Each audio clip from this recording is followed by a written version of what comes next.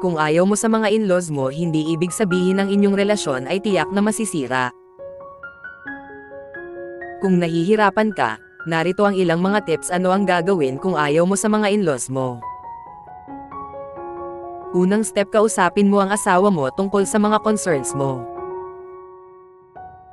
Iwasan ang sensitibo na mga usapin sa mga in-laws mo.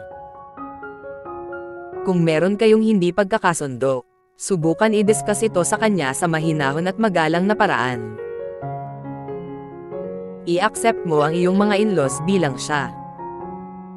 Tandaan na maaaring hindi niya sadya para masaktan ka. Mag-establish ng mga boundaries sa iyong mga in-laws.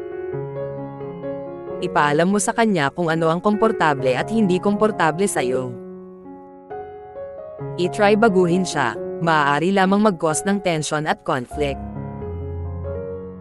Kaya sa halip, mag-focus na tanggapin siya at magbuo ng isang relasyon sa kanya that works for both of you.